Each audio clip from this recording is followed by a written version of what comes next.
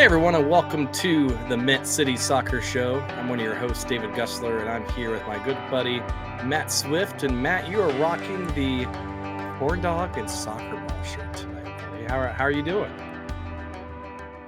Feeling pretty good. Love the shirt, and yeah, ready to rock and roll tonight. Yeah, man, it's a Monday night.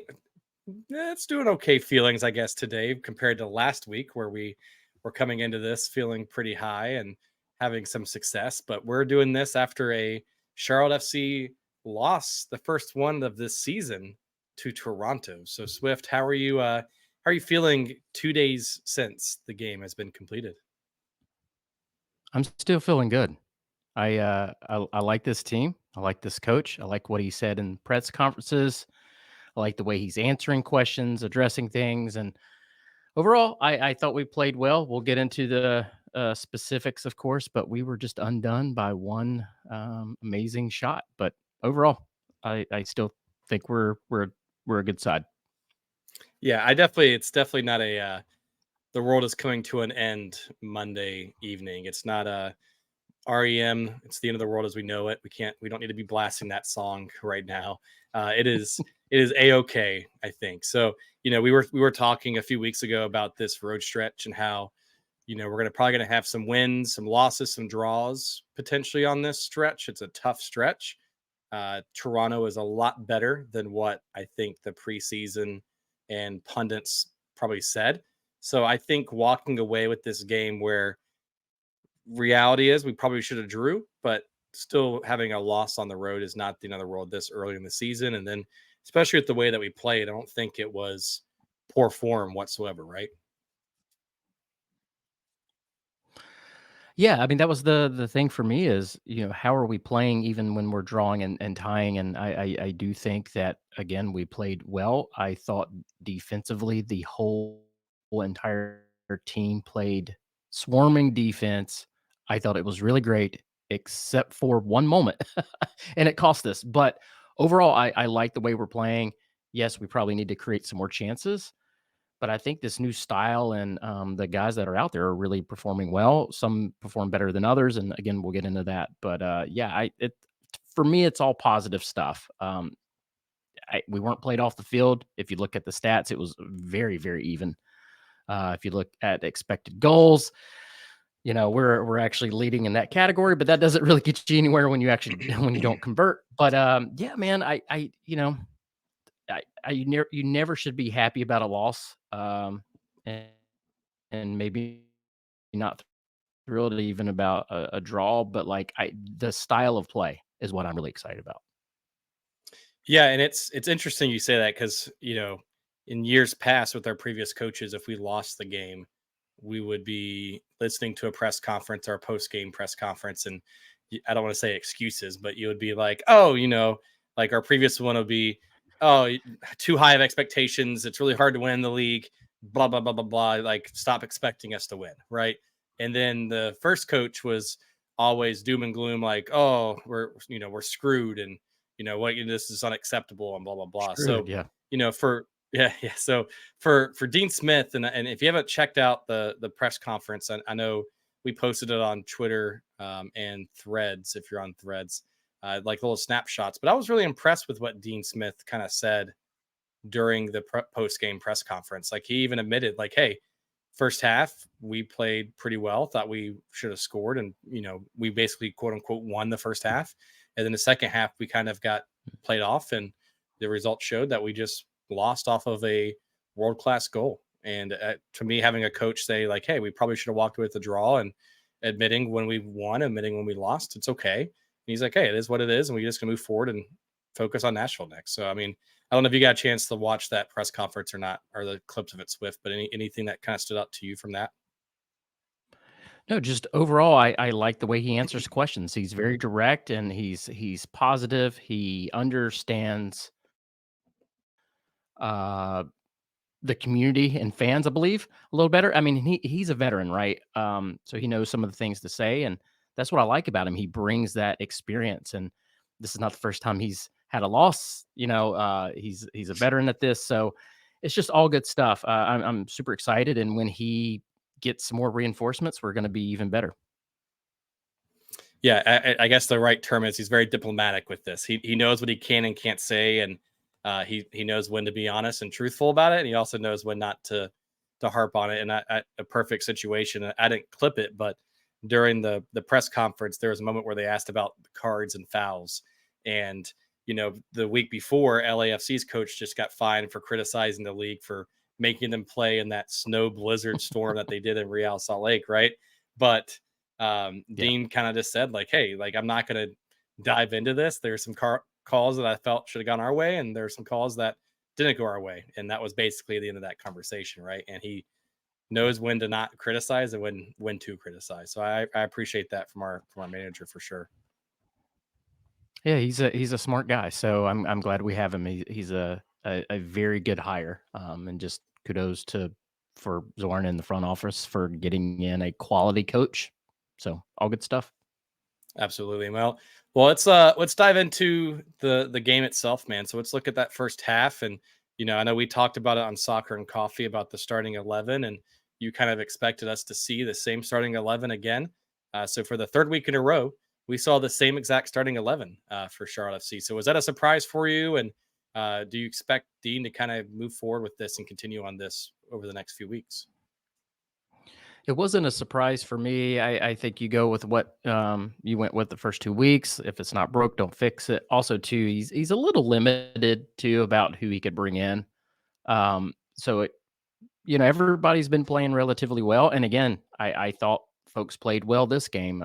Certain people didn't have the best games, but overall, I think this is a solid squad. They're used to playing with each other, and has that we have that consistency now that we didn't have ever. It seems like where we're constantly rotating. Players don't know who's starting where, and you can't get into a rhythm together. We've talked about even in this loss, like these 3 games, like we have people covering for one another, right? I think people kind of know, like if one person's going to go forward, they need to fall in behind because they're starting to know each other's tendencies. Moving forward, that's a really good question. Going into Nashville, I still think you start with the same starting 11. We might have some players here and there coming back, but for me, I still think you go with what has relatively worked. But we'll talk about some specifics, maybe what didn't work and how we can fix that. Yeah. Yeah, so we'll dive into that a little bit, and then obviously we want to save a little bit for your pregame or early week breakdown against Nashville that we're going to post later in the week as well. So let's talk about the first half. So it seemed like it was a pretty cold, wet, rainy day at first in Toronto, and it seemed like it cleared up just in time for the game. But I feel like every game we've played in Toronto so far has been windy in some capacity. I don't know if that's just the way the stadium's built or where it's located at, but it just seems like it's always windy. But Toronto definitely seemed like they showed up to play, and the fans, the supporters, the stadium seemed like they were very pumped for this as well as their home opener. They seem invigorated because they haven't lost a game yet, and they were been playing in good form leading up to this game. So, what stood out to you first, really, in the first half for Charlotte FC and how they started that game? Well, it is a rejuvenated Toronto team. I think they have a little bit of a chip on their shoulder. They just got the wooden spoon. I think everybody's kind of like said, yeah, they're not going to be good this season too. But they have 2 world-class players on their team, and that ended up being the difference today or Saturday. Um, but the thing is like we had, especially in that first half, we had so many chances. Within the first 5 minutes, uh, Junior Orso missed a really close header off of a corner, a glancing header that almost went in. Like I said, in the first 5 minutes, and it was interesting. Urin was taking the corners this game too, which I thought was kind of interesting, and also some free kicks too. So yeah, very early on, first 5 minutes, we had a chance. Capetti had a chance in the 18th minute that people I don't think really talked about. He tries to like flick a header into the corner, but I'm wondering if maybe he should have directed that to the opposite post. Easier said than done, right? But just wondering if he could have headed that down across the goal. But those were two super early chances. I think the Capetti header was like in the 18th minute. And then in the 25th minute, we have the possible PK, which I don't even know why that went to VAR, but it was a great ball in from Yuri Tavares. Uh, you know, Capetti rushes forward and the goalkeeper like comes out, but the angle is kind of away from the goal. And Capetti gets there first, but he can't direct it on frame. And I think he's trying to like touch it past the goalkeeper. But I'm wondering if maybe he should have taken like a little different direction, maybe went into the keeper more because the keeper's coming out. He's going to wipe you out if you're not going away. If you kind of go towards goal, again, all this is easier said than done. But to Capetti's credit, I will say this: he jumps over the leg, falls down. He doesn't like flop around, doesn't wave his arms. Like he knew that he wasn't touched. He did get back up and tried to play and finish that. So I did like that. But again, this is all in the first like 25 minutes. So I thought we were off to a really good start. Yeah, it was I guess it was similar to us with Vancouver, right? Like the first 20 minutes or so in the first half, like we press, we get possession, we cause turnovers, create chances. That's something we're not used to seeing in the past 2 years. Like usually it's we're gonna wear them down and hopefully for a mistake and we get a capitalize on a goal randomly here and there. Like we've been creating chances, and like you just said, like the corners, for example, have been night and day this season compared to years past. Like we actually have them on target. They're not just getting to the front post and hitting the front guy there. It's actually getting into the box and being dangerous there within that. And I think Euronen is, I don't want to say solidified that, but I know that was asked during the press conference, like to Ashley Westwood, like, hey, is that by design? And have you guys been practicing that? And Ashley was basically like, yeah, like we always practice it now. And he's been doing really good with it. So we're going to stick with it if that's the case. And Ashley even said, my corners have been quite shit lately. And so that he's like, I'm going to step back from that a little bit, which is good. Well, yeah, I mean that's good. I thought Yuri did a really good job of putting balls into the box and everything like that. And you could tell that whoever the set piece coach is, and we mentioned this last year. I think we were kind of very critical of whoever was in this role. I don't know if it's the same person. I don't know if they've changed tactics there. I could see a big difference in set pieces and corners and stuff like that. And I think it's starting to work. But we've got to talk about the 39th minute, David, where we miss a golden opportunity. So Do we have to talk about that the moment? Like ball, I don't know if I want to though. we've got to talk about it. So the buildup is nice though, because this is kind of what I want to highlight too is the ball is played out of the back from Malanda. Malanda has the ball. He plays it directly on the ground to Westwood. And he does this very simple thing that we've kept talking about over and over, talked about it a lot last year. He gets the ball and he turns and faces the other way. And it's such a simple thing. He picks his head up, he sees Capetti, plays the ball to Capetti. Capetti does a really great job on that first touch of creating some distance and some space from his defender. Then he has a one-on-one with the goalkeeper and he blows it. And I'm not going to come on here and be hypercritical and just beat a dead horse here, but we're talking now 3 games in a row where he's missed really great opportunities. As a striker, as a DP, you are going to miss opportunities. It's going to happen. He's going to miss more. It happens to every great player, every mediocre player. It happens to everybody. But at a certain point, you're paid to score. And if you're not going to score, at least let's get an assist here and there. But like that is your role. And I'm sorry. You have to bury that. You absolutely have to. I don't know why he didn't go to the opposite corner because the goalkeeper kind of cut that angle down. It was almost on the ground anyway, and he doesn't get it doesn't get a lot of power behind it. So I just think it was a golden opportunity. I even said in the video Thursday, and we talked about it again on Soccer and Coffee. I was like, we're not in this game. We're not going to be able to miss our chances. and we did, and that's what cost us. Um, we go again this weekend, but, like, we've been living a little dangerously the past 3 games, or the past 2 games, and this 3rd game, I think it cost us because we definitely had some chances, but with that miss, it leaves us 0-0 at the break. Yeah, you touched on it a little bit. I want to ask you about some specific players, especially in the first half. So you talked about Ashley Westwood just for a second there, and just really creating chances, creating threatening chances by just having good balls, having good vision, etc. What do you think's changed from? And I don't want to say Ashley Westwood in particular, but it just seems like the system's different than last year. But Ashley looks completely different in terms of creating chances and passes and assists. Our midfield's creating more chances. So, what do you think's changed from last year to this year in that regard?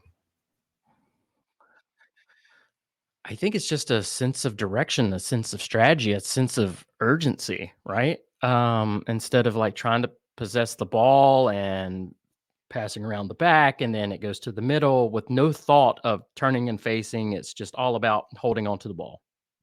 Now I think there is this direction of let's get the ball up the field. Let's go. Let's go. We're gonna play some long balls. We gotta go. Yeah, there's just a sense of urgency. And again, it's such a small thing. Westwood gets in a really good pocket of space and just simply turns. It's basic soccer, but like we just haven't seen it. And he plays a good ball to Capetti. And again, like Capetti does such a great job with that first touch. It was beautiful. But man, you've got to start finishing these things off. I mean, you can't just keep going game after game after game and not producing. So hopefully Nashville, he, makes it happen, but it's got to start happening because we can't have our DP not scoring. Yeah, I just want to give kudos to Ashley Westwood just a little bit because I tweeted it out again, but that chart on Twitter, if you look at Ben Griff's chart there for a little bit, but Ashley Westwood again led in this game and led in last game and led in the first game in expected threat chain passes. So basically creating threatening moments with just passes within the game. He leads it again for Charlotte FC, and he led it for the game. Like he outperformed Toronto, he Yeah. outperformed last week in Vancouver, and he's leading the team in terms of just creating chances and creating score opportunities for the club. Well, there's also a big difference this year too, David, and it's our new signing, Junior Urso. I think Junior being able to allowing Westwood to play how he normally plays, right? It gives Westwood the freedom to get in space, to takes a little more risk.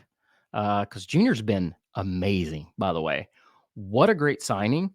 And just we got that bite in the midfield. We got somebody that can break up plays. He's super aggressive. And it gives, Westwood some freedom. Last year we had Westwood and Bronico was the one that was going forward more. And that's to me, that's not Bronico's strong suit, right? He's not the playmaker, right? He's just not. And I think that it's just a different dynamic in that middle. And so far it's working. We just gotta convert some more of these chances. Yeah, I mean, you mentioned it earlier. Like Junior had an opportunity to score very early on from a midfield. I mean, Mm. obviously on a cross in a corner, but it seems like you see it on the field sometimes between him and Westwood, like almost pivoting frequently. Like one will Mhm. push up, the other one will drop back, and they have a really good, I won't say synergy because that seems like I'm talking about work and 80s corporate speak, but they have really good synergy where they're able to kind of just play off each other and they know. And I think it's crazy for one to me that we had someone like that available as a trialist at first. Like, wasn't picked up in MLS, obviously a little bit Mhm. older, quote unquote, from Orlando, but we were able to get him on value from that perspective. And then the fact that he's got MLS experience and is pretty sound defensively. He's kind of like, I don't want to, he's like Brent Bronico to me, but Brent Bronico like 5 years in the future, right? Like he's been in the league for an extended period of time. He understands what to see, what to do, and he reads and he knows how to, play off his, teammates within that space. And I know there's been a lot of talk about, Yuri and everything like that, but like I think Junior Uso has also been really a pretty big signing, at least within the first 3 games for Charlotte FC. Yeah, absolutely. Great value, a great pickup, and You just never know how these things are going to shake out. But he's gotten into this team and off running, and like was literally here just a couple days, and he's starting the first match, and he's started Right. these first 3 games, and then been incredible. So big kudos to him, and good get by the team. I really want him to score, by the way, so that way he does his little celebration. So for those who don't know, like his nickname's like the Bear, and he does this thing, and I'm going to be on video doing this. So obviously for the people who are listening, but he like puts his hands up and he's like and like like a bear, but I know Corey had to do the solo there for a second, but I know he's going to want to clip that later. Um, but like I really want him to score just so he could do that. But he slides on the ground and he puts his hands up like it's awesome. So really want him Yeah. to score. I want him to do it selfishly in Bank of America, so we go nuts when he does that towards the supporters. But what do you think about? And not to like call anybody out, but I've seen some wishy-washy takes on social media, Slack, etc., especially in this first half. But what about Breck de Hajere? Like from a cam perspective, you know, the importance of creation for Enzo is key this year, especially since no Carroll, no Camille, and Abada's still not here yet. So Breck's got to fill that role a little bit from that cam of creating chances, feeding Enzo, etc. What have you seen so far of him in the first 3 games, and would you see him in the first half from this game? The first 2 games, I thought he played okay. This one, I don't think he did enough. We didn't create enough chances, one, but there's not enough link up play between him and Capetti, 1-2s, them moving off each other. Um, I wanted to see the Hare, like, take people on, beat them off the dribble, things like that, and really, like, open up space. I haven't quite seen that yet. We're only 3 games in, so we'll kind of see how he does the rest of the season, of course, but, I'm kind of lukewarm on him. I need to see more. He's one of our higher paid players, so I just need a little more out of the guys that are, getting paid the most, so but And I'm just asking this because I don't know, and you can just tell me, like, David, I'm going down the wrong path here. But for me, it also this last game, it seems like we struggled on the wings pretty well in this game. Like, Tavares and Vargas didn't really seem like they created much chances or didn't have like those big moments like they had in the past. But maybe I don't know if it was something that Toronto was doing where they're pinching more inward, like closing down space that kept Breck from basically having that link up play because they knew that we weren't going to be playing at our wings. I don't know, but I'm interested to kind of see how he continues to develop that relationship with Enzo over the next few weeks. yeah, it's interesting that you mentioned the wingers and then the Hare, like, yes, our 2 wingers didn't have the best games. That's when Breck needs to step it up a little more. I will say this, I went back and looked at the game again, and I'm wondering if maybe they didn't, Vargas and Tavares, maybe they didn't have the best games because they were playing a lot of defense, and I thought both played really good defense, considering that's not necessarily their strong suits. So I kind of have to tip my hat a little bit to them. Like I even tweeted out, I was like, man, I'm really pumped about this swarming team defense. I really thought the whole entire team really had each other's backs and were like playing really, really well. So I'm wondering if like they were playing so much defense and really having to track back that they couldn't get in a groove going forward. Maybe. I don't know. So they did not have their best games. Vargas, I think there's a question about Vargas later on, so I kind of want to save that. I think Donnie maybe asked about Vargas, but I'll get into more of him. But yeah, I'm wondering if maybe some of their defensive responsibilities kind of kept them from really getting a groove. And that makes sense because and thinking back to it now that you said that, like there were moments and flashes there where like Vargas was going at it on the sideline and getting balls and getting fouls, etc. From that perspective. So no, I Yeah. mean I do remember that kind of moment there. But yeah, it's interesting. So anything else from the first half perspective that you want to call out before we move into the second half? No, I was just really pleased with the way, way we played, and if we convert that, we're up 1-0 and we're off and running. But yeah, I was super pumped about the first half. So yeah, I hope we see more of that team going forward. and then it got bad. I'm just joking. So then the second half came, and I'm just joking. So they didn't make any subs at the half, which is expected at this point. Like we were playing pretty well, but something kind of shifted a little bit. Momentum started going towards Toronto a little bit, and Toronto started having more possession, started having more link up play. What do you think? Kind of like what stood out to you in that second half, and what do you think changed from a momentum perspective for the Crown? Maybe some tired legs. I mean, again, you're you're you're having to go to Canada 2 weekends in a row, right? Um, so that can play a toll on you. And also too, and we'll get into this a little further. I don't want to go too far in depth. Subs and our sub choices. I want to mention something later, but I think that kind of has something to do with it. We really don't have the choices right now that were needed for this particular game, and I'll go into that in just a little bit. Yeah, I definitely want to pick your brain on that because I know that subs have always been a touchy subject for Charlotte FC fans. So definitely want to get your thoughts on that here in just a Yeah. second. But I mean, continuing on the second half, I mean, let's talk about that once in a lifetime. I guess it's not once in a lifetime for him, but what do you think about the goal by Insigne there in the second half there for Toronto? Well, I've got yeah, I've got some notes because I wanted to dissect this Oh yeah, goal. So it's in the it's in the 79th minute. We've played really great team defense all game long. Toronto is pressing forward. They're coming at us. We're getting tired, but this all stems from a freaking corner kick. So, and it's a horrible corner kick. If you go back and watch this, Toronto has a corner kick.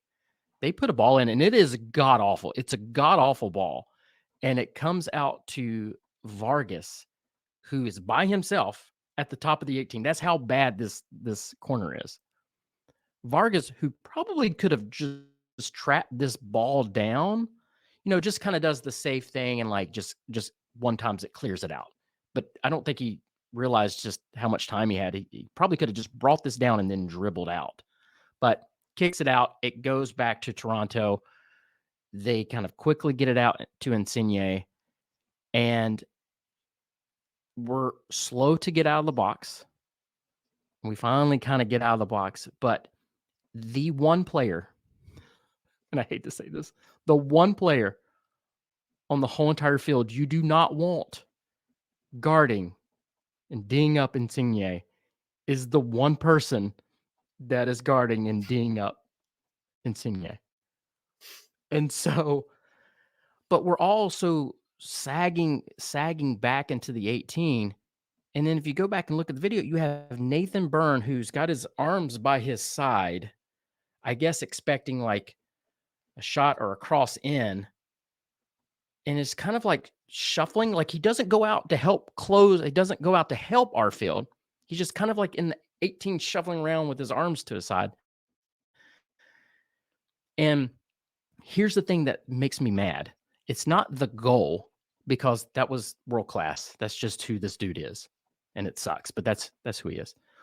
What makes me mad is that you under no circumstances let him have the ball like that, dribble 20 yards, half ass guard him, let him cut inside. No one pushes out to get him, and you let him get that shot off. Because even if he does not shoot that ball, that is horrible defending and should never let that happen. Players like him, players like Carlos Hill from New England, you cannot let dudes like that get the ball because if they don't shoot, they're going to put an amazing cross in to someone who can score. So that's where I'm mad. That's what could have been prevented.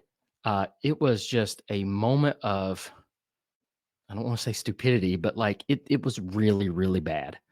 And Insigne left our field for dead. We're too sagged back. We're not stepping out. And Insigne just shoot. I mean, Clean had absolutely no chance at this. No keeper would have had a chance at it. And it just sucks that one play undone a whole great game. do you know what the expected goal is on that shot, Swift? By the way, off the top of your head, I know I tweeted it out, but do you know what it was? Yeah. I think it was like 0.5 or something. I don't know, but like Even lower. it's It was Insigne. 0.02 was the expected goal on that shot. So like one of the lowest percentile chance shots to take, and he somehow Yeah, just I don't yeah. I mean, it's just a I crazy don't shot. like I'm getting where I don't really like expected goal stats because it I don't does it factor in who the person is shooting the ball?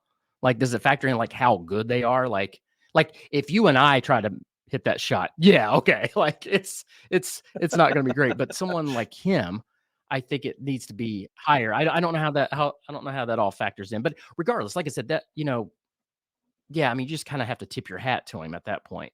And it sucks that we lost that way. And again, we should feel good about the performance. But like again, that could have been avoided. You can't let him have the ball out there and just be like, "Yeah, come on, dribble 20 yards. Come on in." Like, yeah, you're a world class player, and like we should put no pressure on you. And that's what really frustrates me. And like again, like not to knock Arfield too bad because I like him as a player, but again, like that's the one player on the field you just do not want guarding him. So it just kind of sucks. Yeah, it was a world class goal, and I know Dean in the press conference even said that. Listen, like there's a reason why they paid that much for those type of players, and they had two DPs that they spent a ton of money on, and that's the output you Yeah, get sometimes, and it's just it is yeah, what it is. And I in my mind, I'm like, if there's a way to lose a game, like I hate to lose anytime, but I would rather lose that way than like the goal yeah. we let up last week. That was just like a sitter that just was a whiff, right? I would rather Well, lose this way yeah. than that. Yeah, I mean, so like, we're talking 2 weeks in a row where the goal against Vancouver is kind of a fluff fluke goal, right? Kalina falls down before really the ball's kicked. And then now we have this. So again, like I'm not too angry. Again, I think we're playing well. I think we're playing actually really good defensively. You've got that fluke goal, and then you have this worldy. Other other than that, like we could have easily kept a clean sheet in both games. So Well, I'm and pretty pumped. think about it this way too. That was the first time that we've uh, played from behind since Dean Smith joined the club. So including all of preseason, which is I think what 5 games, then the 2 games leading up to this point, and then the 79th, 80th minute was the first time that we've played from behind. So that like kudos to the defense because I know there was a lot of questions around the quality and how we're going to play as a defense, and the fact that we've not played from behind until 20 minutes left in the third game, I think is a pretty good sign. Yeah. I want to talk about subs now. And I think something that really hurt us this game. So this game is a lot different than the Vancouver game. The Vancouver game, I think we were on the front foot the whole game, and that was a game that we could have won, right? So that's when you put in your subs to Yep. go win that game. Toronto to me was a little different. That is a game like you're like, holy shit, let's hang on. We gotta grind out a point here. What we were missing this game is like all 3 games we've made basically the same subs. I don't think it was the right choice this time, but there's really no other choice. What would have been great this game is to have someone like Diani come in. You don't put in Arfield, you move Westwood up, and then you have Diani and you have Urso in behind Westwood. And then that's how you kill off the game.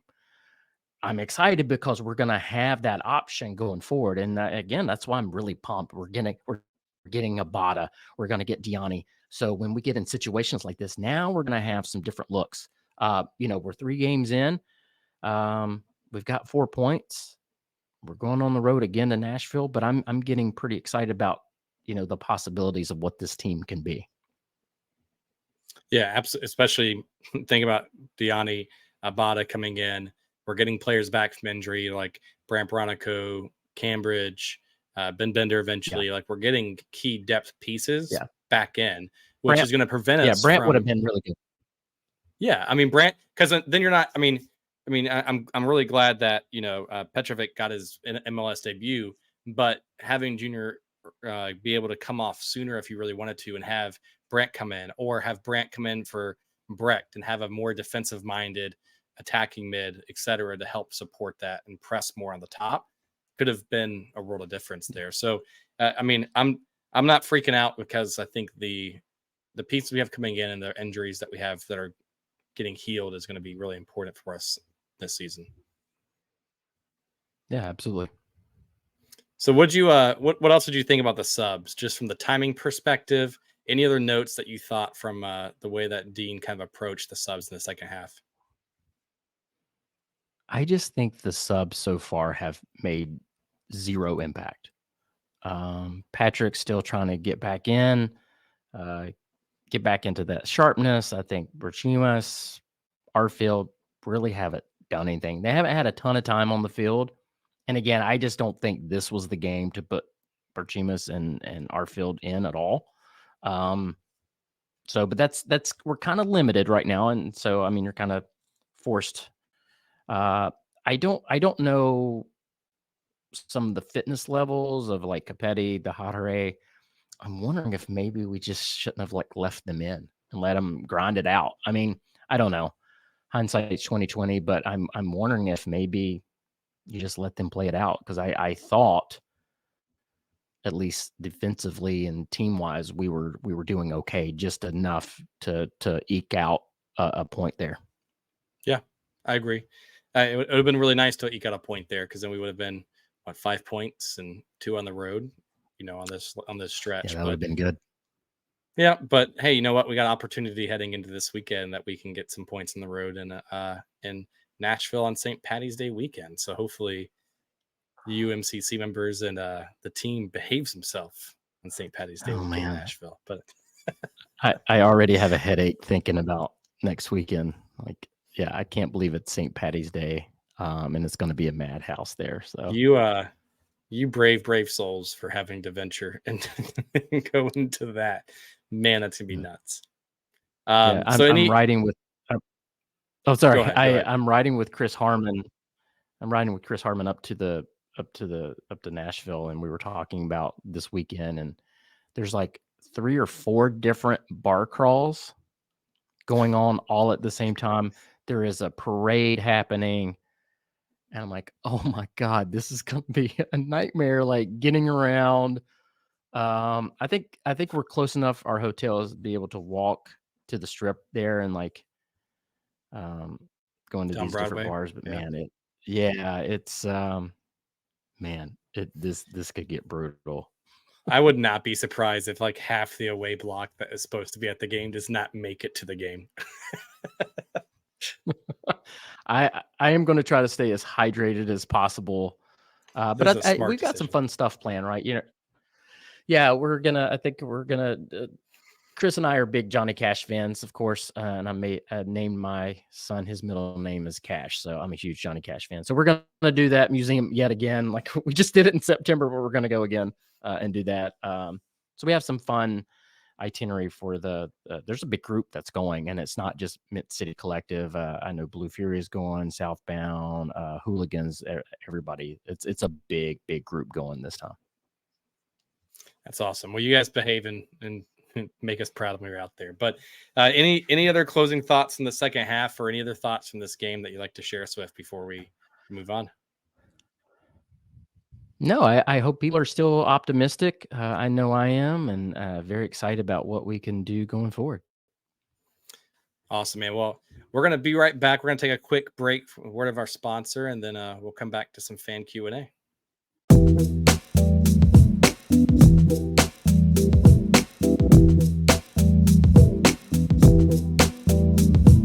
Swift, you hear the music, you know what that means. We're here for our wonderful ad sponsor and ad break for the Men's City Soccer Show. So this show is brought to you by who, Swift? Renegade Goalkeeping. So big thank you to Renegade Goalkeeping. They're amazing. So right now, all Renegade Goalkeeping gloves come with their like 30-day, no questions asked warranty for exchanges and defects. That's kind of what you always get. By joining their now like VIP club, they give you a total of 60 days of coverage. And the great thing about the VIP Club is both the warranty and the insider access. Members get deals and specials that the general public don't even see. So head to their website, sign up, enjoy all the great things that Renegade has. Again, Ryan, the owner, is a Mint City Collective member.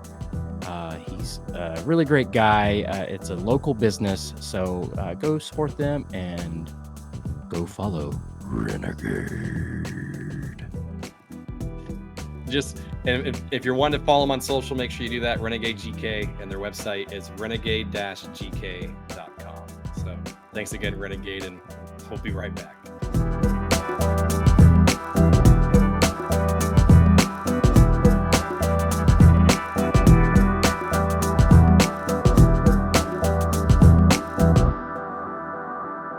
And we're back thanks to the amazing sponsor we got in Renegade Goalkeeping. So we're back with the fan Q&A.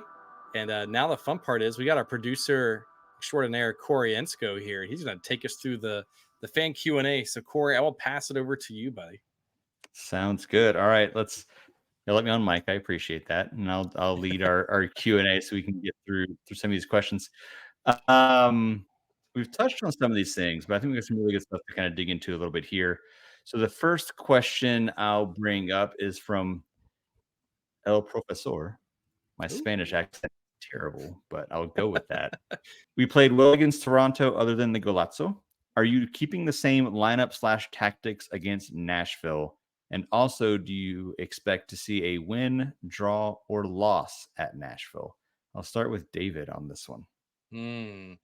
So I'm going to say keep your tactics and lineup the same, because I think your hand's forced because you really don't have many other options until Abada or, a few other players come back from injury. Now, we could get some players back from injury like Brandt and a few others, but they're not going to be in game shape, right? So you got to stick with the same lineup.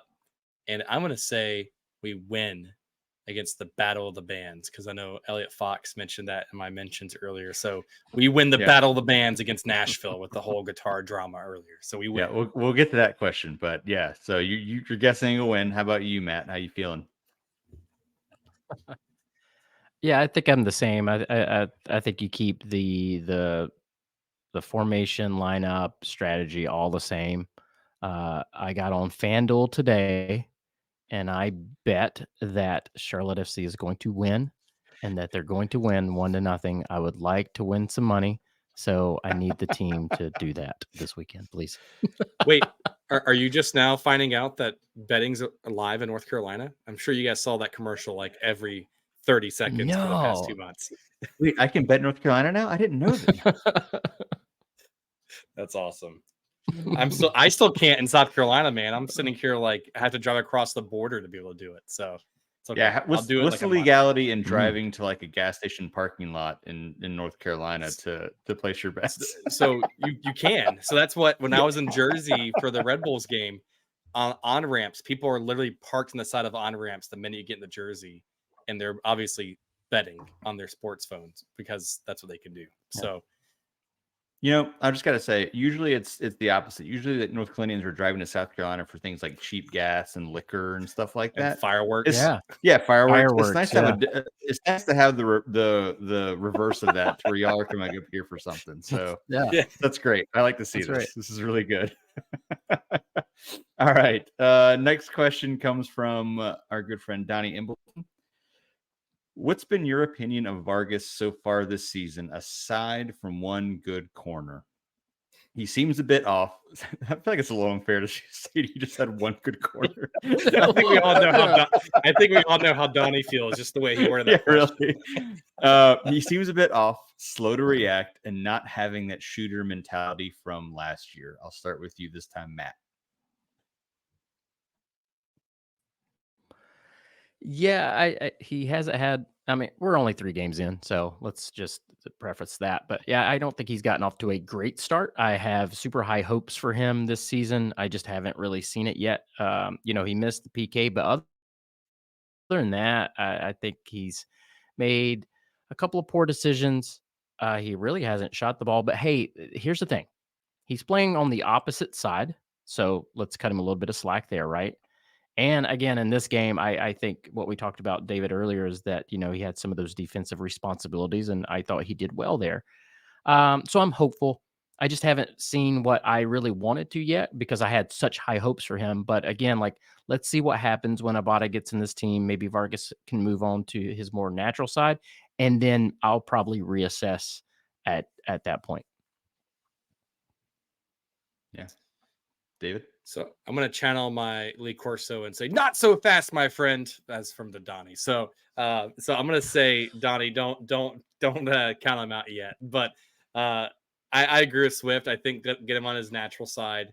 Vargas has had these streaks where he's been hot and cold, though, with his time here. So I think it's a little, I don't want to say normal for him to kind of go hot and cold, but let's give him some time. Let's get him to his natural side. Let's get Abada in here and see when we can assess Vargas then. But I think he's fine for right now. Yep, sounds good. I agree. All right, so second one from Donnie, we'll get right into. The back line looks really good. How do you change it up? They were a golazo away from another clean sheet, and I would just this question. I'm not trying to pick on Donnie. He'll probably say I'm picking on him for this, but like. The back line looks really good. How do you change it up? Why do you change it up if the back line looks good? Like, is that the answer? Just like maybe don't mess with it right now. It's the defense is looking okay. But anyway, I'll throw the question over to you, David, to start about thinking about the back line, the defense so far this season. I wouldn't really change anything right now, to be honest with you. I think it's working. I think it's doing what it needs to be done. Bill's going to be some depth that we could have come on, and I know we talked about that for Soccer and Coffee about where does Bill fit. The only thing I just wonder, and I wish we could figure out a way to get Jalen on the field because Jalen does have that ability to create some assists for us. But Nathan Burns has been playing really good lately, and you're not going to take Euronin out. You're not going to take Nathan Burn out for Jalen. So where does he go? And that's the only downfall on this is like where I wish we could fit him in there, but I just don't know how. But I would just stick with it. Donnie, that's what I would do. Stop being so negative, Donnie. I'm just joking. But over to you, Swift. I don't think Donnie's being negative per se, but yeah, I don't think I would change it either. I think you keep it the way it is. The big question is, what do we do with Bill? Where does he fit in? Does he fit in? It's good to have depth, but he was brought in to start. He's on a lot of money. I think we talked about this during Soccer and Coffee, right? So what's his future? He's a natural center back. Privet is not, but Privet has been doing well. Again, there's been a couple times where he's been called out a little bit, but I think he's young. Two, still playing out of the position. But I think now he's starting to like solidify that that's where he's going to be. But yeah, Bill's the real kind of wild card there. Where does he fit in? And then you have Diop, you have João Pedro, who could play in the back there too. So, but I wouldn't fix anything right now. I'd keep it the way it is. Again, like we are a kind of a fluke goal and a golazo from keeping 3 clean sheets. So there you go. Yep. Yeah, the Tuiloma thing is interesting. I think not that I want to take it away from Privet, because I think Privet has played really well and deserves to have that starting role. But I would like to see Tuiloma play some just to see how he fits in back there this season. Because otherwise, yeah, it's a lot of money on the bench to not ever get any playing time. So like as we start to maybe rotate the squad a little bit, I don't think Privet loses his starting job necessarily, but let's see that kind of Tuiloma Malanda back pairing a little bit and see how that goes so we can make an assessment on that. I think it's a good point. Yeah. Right. All right. Let's move on to the next one from Chris Thompson. Chris asks, what are your early thoughts on Kalina this season? And I believe I'm starting with Matt this time. Yeah, I think early on, Kalina's done pretty well. I think his distribution has gotten a lot better. He's not kicking the ball out of bounds like he was last season, which was driving me nuts. And again, he still has this same thing where, like, every once in a while he'll let in a goal maybe he shouldn't, but then he also makes tremendous saves. I think his decision making is a little better and a little more crisp so far this season. I've been pleased. I just want to, I need to see that consistency and just keep making those saves, man. But so far, so good. How about you, David? Yeah, I agree with Swift. And one thing I would ask you, Corey, if you can add this clip of, I don't know if you guys saw it, of Kalina on the ground and gives a nice little kiss to the ball while he's on the ground. So I need that. I need that on the show right here, because that is how I feel with Kalina right now. I feel like he's been playing pretty well. I feel like he's like, yeah, the flute goal last week was just obviously a mishit or a mispass that just turned into a goal, and you can't do anything with the Insigne goal this past game. So I feel like Kalina's been playing pretty well. Yeah. So mwah to you, Kalina. That's what I have to say. I had to rewind to make sure I saw what I thought I saw. When I was like, did he just kiss the ball? I'm pretty sure he just kissed the ball. That was beautiful. I really enjoyed that moment. So we'll have to pull that and see if we can get it on here without having Apple yell at us. All right. So I saved this question. I kind of rearranged the questions for us a little bit, and I saved this one on purpose because Stuart Jones asks, how about some early performance grades for Dean and some of the key starters? So I moved it because we already talked about a handful of players. So beyond the ones we've already talked about, anyone you want to kind of shout out as far as players specifically in their grades, or just Dean as a whole and the tactics he's had so far, how things are going 3 games into the season. I'll start with you this time, David. So I'm going to take the easy way out and say Dean gets an A in my book, just because the team, I think, has outperformed my expectations. And the one deficiency that he's had has been the sub output. His hands are kind of tied. So the fact that he's doing this 2 DPs down and like lack of depth and injuries, I think is a really great sign. I'm just going to call one player that I've just been really happy with, other than Euronin, et cetera, Junior or so, like we just talked about earlier in the show. I've been really pleased with him. So I think that's a good, solid B plus signing value. Good starter minutes so far. Do I want him starting every single game for 90 minutes? Probably not, but has been a really good starter for us so far this season. Yep. How about you, Matt?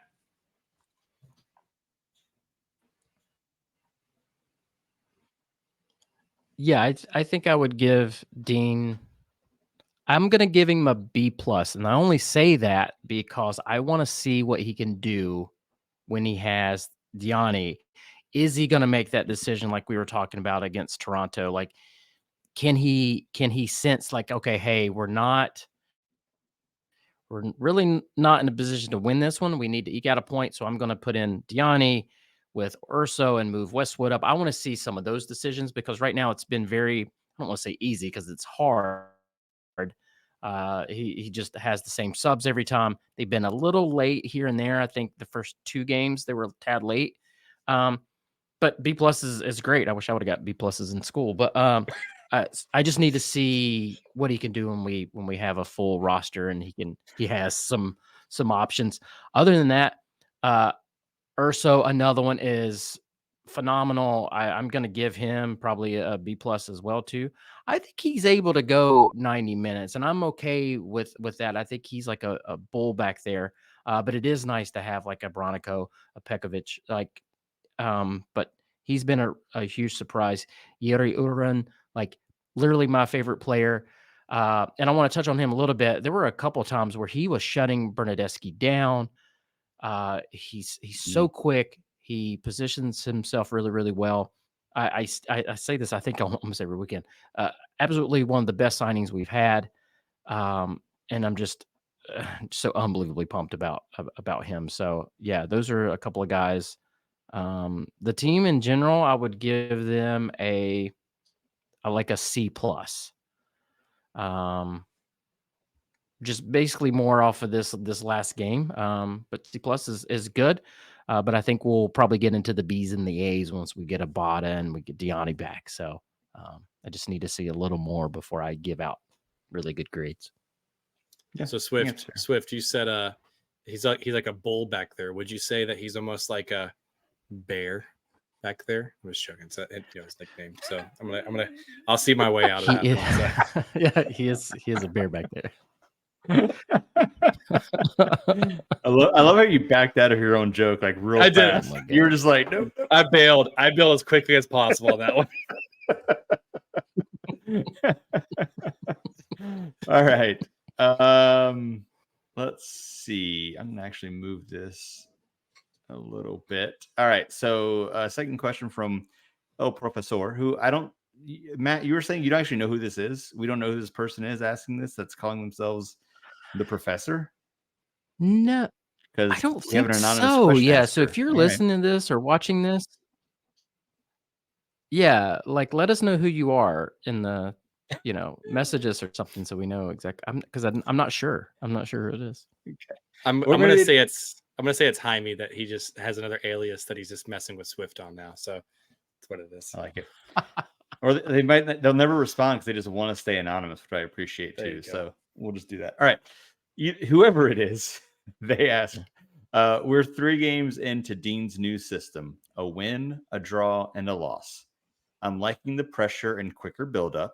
How are you feeling about it? Anything missing? And will the incoming players help? I'll start with you, Matt.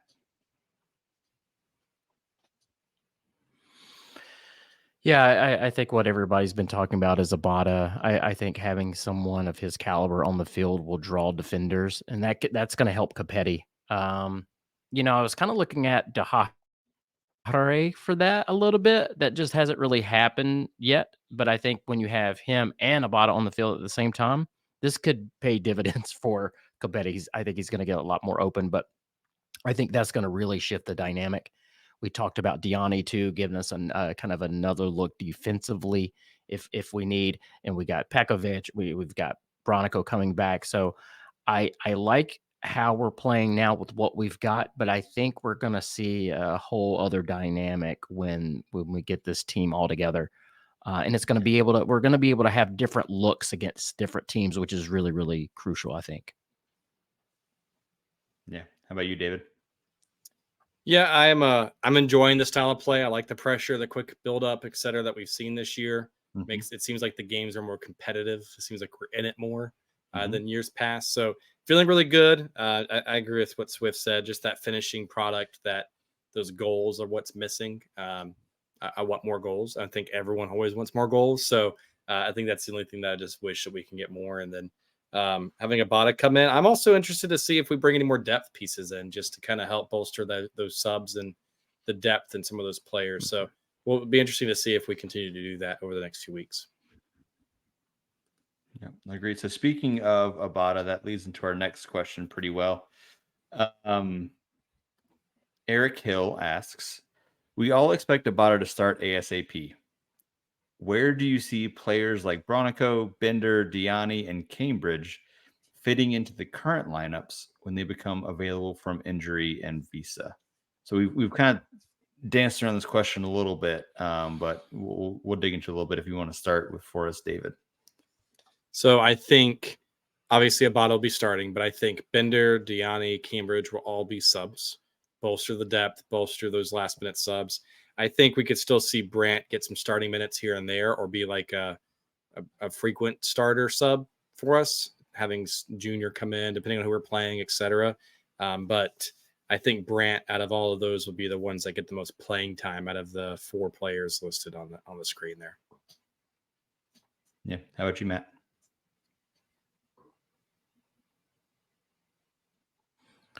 Yeah, I agree. I think Bronico, Bender, Cambridge absolutely will be more on the bench because it's going to take Bender and Bronico and Cambridge a little bit of time to get back into the swing of things, even when they're completely healthy. Diani's the one, again, I think could see some minutes pretty quickly once he's on the team and ready to go. Again, he gives us a little bit of flexibility with being kind of like a CDM and maybe like a hybrid midfielder. And then also too, he gives us a little more depth at center back too. So you might see him get some more minutes well above some of these other guys.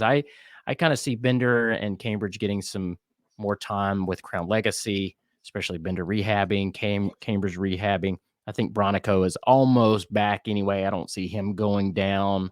So again, I think to David's point, you'll probably see him maybe start a game here or there. But again, it's going to take him a little bit to get back in the swing of things too.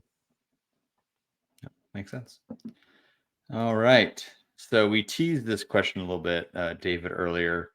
But Elliot Fox asks, Gusler, are we calling this Nashville matchup the Battle of the Bands? Loser is never allowed to play guitar ever again in their respective stadiums. Go ahead, Matt. Were you going to say something? No, yeah. Gusler, explain why this is a question and like kind of like what the thought is behind this for everybody that doesn't know. That's not on like Twitter and knows Denzel and Nashville fans. So it's absolutely stupid drama.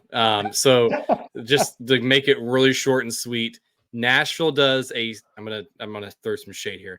Nashville does a sponsored 30-second guitar riff by Gibson Guitars with a random artist. Doesn't have to be someone from Nashville. It could just be a random guitar player who, by the way, is very talented. So don't get me wrong. They just do a random shred solo on the guitar before like the national anthem. Woo! So then Charlotte does a supporter-led chant at the start of the second half and does a chant with a supporter playing the guitar, and we're getting the crowd hype and pumped before the start of the second half kickoff and get everyone back on their feet and excited. So that is why. And then, of course, Twitter takes a hold of it. And Nashville fans are like, oh, you're going to copy us and do everything we do, blah, blah, blah, blah, blah. It's all just stupid drama. So, of course, people online want to say that. So, Elliot Fox, I 100% agree we need to call it the Battle of the Bands and just like lean in on the stupid drama as much as possible. And, just kind of lean in from there. But would I say does it replace the Southern belt, like the wrestling belt? No. But in the back of my mind, I would be like, yeah, this is the Battle of the Bands. I like this. I need Jack Black out there, like doing the coin toss for us or something like that before it. So that way it's truly a Battle of the Bands. But I don't know if that's a question directed towards Swift or not, but yes, make it so. No, I think it was directed toward you, David. Yeah. Good. Thank you, Elliot. I appreciate it. I was seeing if I could remember how to play Brain Stew on guitar earlier, by the way, just to make sure I remember the chords. So not that anybody's gonna ever ask me to play it in the stadium, but I still got it. But we're not. Don't worry. We're not going to devolve into band talk between me and David. Don't worry. We're not going there right now. All right. Our next to last question. I was between whether we were going to make this a joke question or a real question. And I think because you've already talked about it, we're going to make it a joke question. So Luke Beadle asks, what are your thoughts on Charlotte's subs this season? And by that, I mean favorite sandwich joints. And so I actually want you to answer the sandwich joints part. Forget the other subs part. We've talked about that already. What are your favorite sandwich joints in the greater Charlotte area? Matt, do you have one? I like Rhino Market. I like their sandwiches. I think it's a cool place too. It's a good one. That would be my first. Yeah. That's a good one. So, how about you, David? Rhino Market's definitely up there. So if you can't tell by my physical appearance, I love food. So I am a big sandwich guy. I love sandwiches. So Jersey Mike's, etc. I'm not going to use the chains. I'm going to say outside of Rhino, I would say Sandwich Max does a really good sub and sandwich. And I'm just going to do this because I love this place in general. But Lude has some good sandwiches as well. So I will say that's up there as well for them. One more. I'll say this. Sandwiches. Yeah, Lude does some good ones, and I'll say one more here. Poppy Queso and Optimus Hall does like really good grilled cheeses and like bougie grilled cheeses. Is a grilled cheese a sandwich? I think so. They do like that kind of stuff. So that's what I would say. Those are like my top three for what I say. Yeah, no, grilled cheese is absolutely a sandwich. First of all, that's just not. We're not gonna have that conversation. Yeah, I was gonna say. I second guessed myself because all the corn dog talk and the food, I got self-conscious on if the grilled cheese is like its own category or not. Grilled cheeses are sandwiches. Hot dogs are tacos. We'll talk about that separately. But I agree. I like all your picks. Those are really good. The only thing I would add is it's probably not a surprise one, but Common Market for me is my go-to because there's one down the street for me, and it's got a silly name, but the Oakwald location is just down the street for me. So getting some of the Common Market sandwiches for lunch is the way to go. So that's good. That's my go-to spot. All right. Our last question comes from Brittany. What's your favorite pancake topping? Matt. Oh man. Shoot. I like blueberries, strawberries, and bananas. If I had to pick one, it's so boring, but I wanted to say blueberries, I think. No, I'm gonna do banana. I'm gonna do bananas. All right, we got bananas. How about you, David? So can I? This is again me being a fat kid here. So can we classify like a banana Foster's as like a pancake, or are we gonna like? Is that too bougie or? Like like the banana Foster, like French toast type thing. So it gets like I was gonna say I actually don't know what a banana Foster is, so like you have to explain this to me. So it's like this bourbon. It's like a bourbon glazed like banana like syrup kind of thing that you can use on top of like pancakes and bananas and everything like that. So, anyways, that's probably too bougie. I'm just gonna say just a regular old fashioned maple syrup. I actually don't like a lot of fruit on my pancakes, like blueberries, strawberries. No, the syrup is guaranteed. Syrup is like, you gotta have syrup, but now you gotta have a topping. All right. Well, then if I have to have a topping, then I would see. Now you're twisting my arm here. I would probably say like walnuts or like bananas, maybe. Those are my toppings there. That'd probably be my favorite. But like I said, I'm really boring when it comes to pancakes, man. Now, I'm with you, honestly, David. I see that. My problem is that I'm very much a savory breakfast person. I don't want sweet breakfast. Like pancakes, waffles, French toast, like they're good. But when I go get breakfast, I want my eggs, I want my liver mush, I want my grits with no sugar involved in the grits. That's what I want I want a biscuit, and that's what I want for my breakfast. So I'm a very savory breakfast person. Did you say sugar and grits? No sugar and grits. That's what I'm saying. Some people do sugar and grits. That's terrible. No. There should be no sugar involved in grits. Who's the psychos? They're out there. I promise you.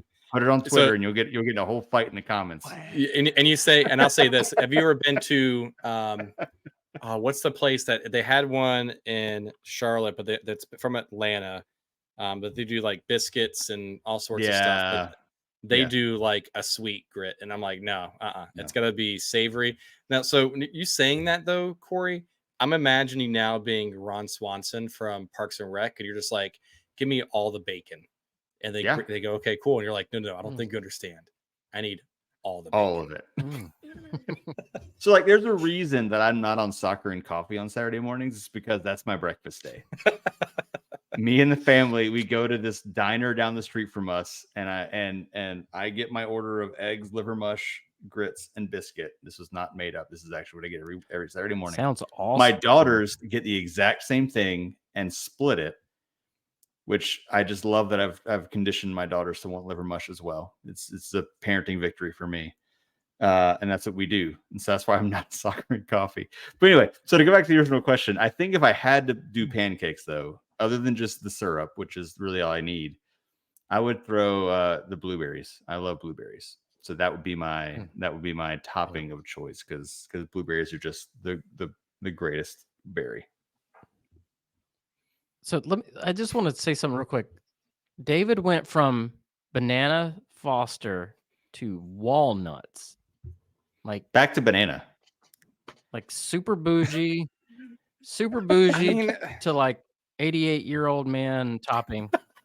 Give me some Raisin Bran and some,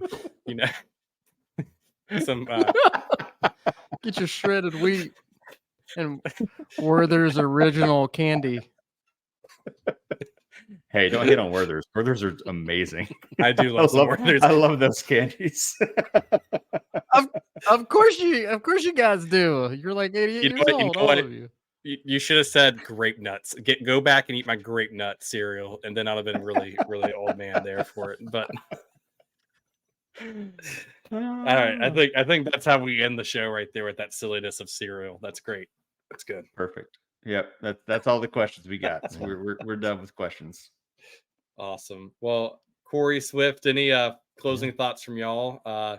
Swift, I know you'll be in Nashville. Anything from Mint City or anything that you want to do a quick plug on before you head out that way?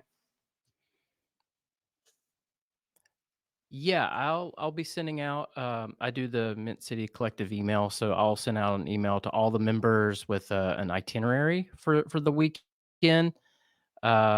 I will be up, like I said, with Chris Harmon around like 6-7 p.m. on Friday, and we'll be out and about. So just message us and we'll get that all together. But yeah, look for a social media post and all the other groups too. They're gonna all be there. And anytime you see Mint City out and about, you're more than welcome to hang out with us. I think Blue Fury is going to join us here and there.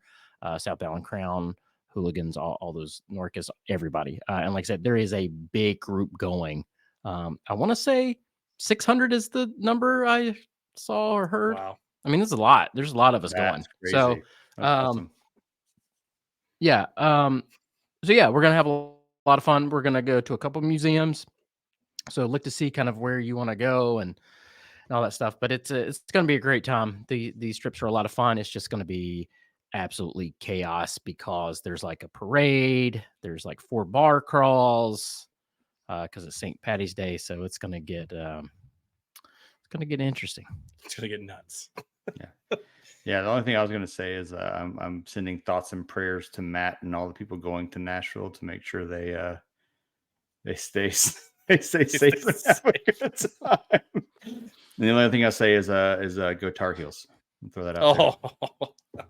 I'm sure we just lost half our listening base with that comment there, Corey. It's great. And he's wearing the Carolina shirt too. So well, if we're doing shameless plugs here in the show, I'm gonna say go Hokies. And then that's it. On that note, everyone, I don't even know good what rest to of the do night. with you, dude.